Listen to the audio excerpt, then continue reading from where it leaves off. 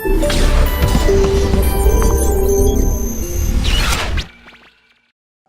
have a bit of a problem in terms of recognizing whether it is important to build a strong economy so that you can deliver very good social investment, or whether you should face social investment and make the economy secondary. I think it's a bit of a dilemma for me. Because if you look at all the leading economies today, there is a correlation between the size of their economy and the welfare of their citizens. The correlation may not be perfect, may not be 100%, but clearly there's a correlation. Because when we talk about Human Development Index, or the quality of human life, it requires a great deal of investment. And you need resources to make the investment. Look at the story of Nigeria today. Practically all our social sector organizations or segments are collapsing. The public schools, primary schools have practically collapsed. The public health institutions have practically collapsed. I'm glad we have some students here from some secondary schools, and I'm sure they are all from private schools. You find a situation today where you have more private schools in many of the states than public schools. We are faced with a situation today where we have more private hospitals than public hospitals. That goes to show the role that the private sector is playing, even in the social sector space.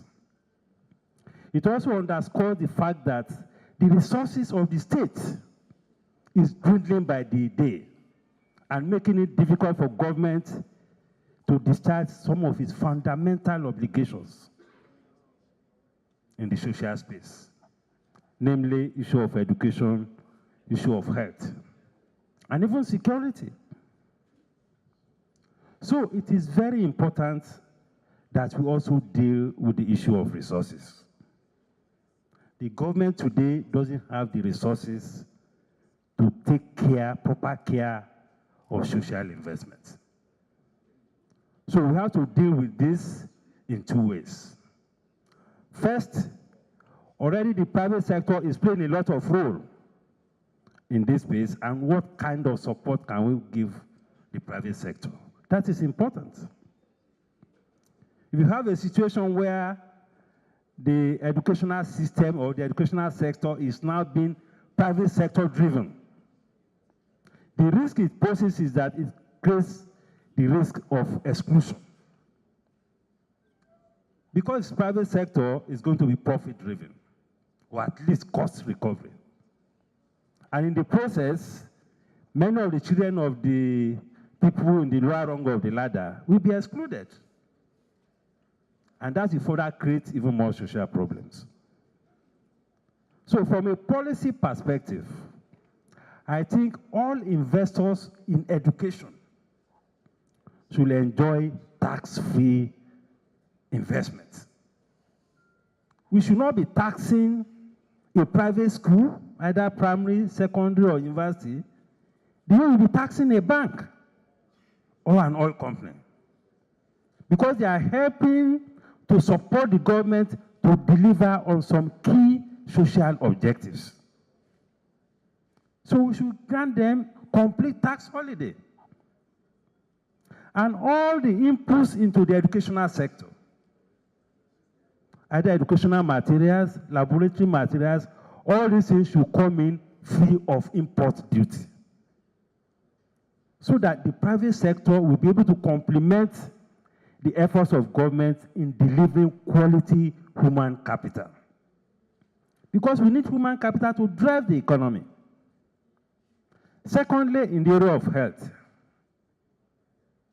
most of the hospitals today, public hospitals, are in a very sorry state. And that has happened because, again, you don't have the resources. Forget about whether resources are mismanaged, whether they are not enough, but the reality is that if you go to any hospital, they say they don't have the resources. So the private sector is also filling a lot of gap in that space. Therefore, all the equipment, medical equipment, drugs and things, those in pharmaceuticals, those who are running private hospitals, should also enjoy complete tax-free investment so that they can complement the efforts of government in the delivery of healthcare. You should not be taxing a private hospital the way you will tax an oil company, because they are playing a special role. They are complementing the efforts of government. Only recently, just to give you an example, there was a review of the tariffs.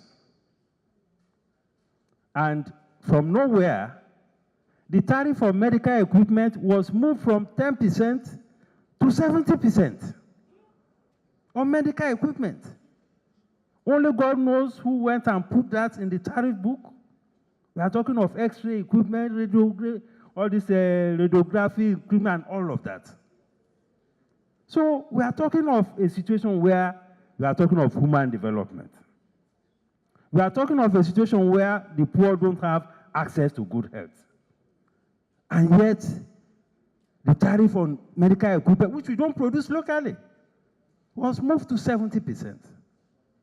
I also hope that is an error. Unfortunately, the advocacy in that space is also weak. I haven't heard any voice from the medical community to complain that this is not sustainable, and this is even unfair to the average Nigerian. The same thing, syringes that they use in hospitals was moved from 10% to 70% import duty. Now, of course, there are claims that we have some people who are producing syringes, but somebody should have done a proper study to know what is their capacity vis-a-vis the demand for these things. So these are very critical policy issues. We need to deal with the issues of tax, the issues of import duty in supporting the private sector contribution to social sector and social investment. Then, in order to also grow the capacity of the economy, because this economy needs funds to be able to sustain all the activities, we need to grow investment. It is from investment that you can get revenue. It is with revenue that you can develop education, that you can develop your health services, that you can support your security forces, and so on and so forth. So growing investment is very key. So all our policy instruments that can support micro-enterprises, that can support the indigenous investors, that can support foreign direct investment, everything should be put on the table. Because if you don't grow the investment space, there's no way you can grow the revenue. And there's no way you can even increase employment. Because if you train people, they go to schools, they need jobs. Somebody has to provide the jobs. Thank you very much.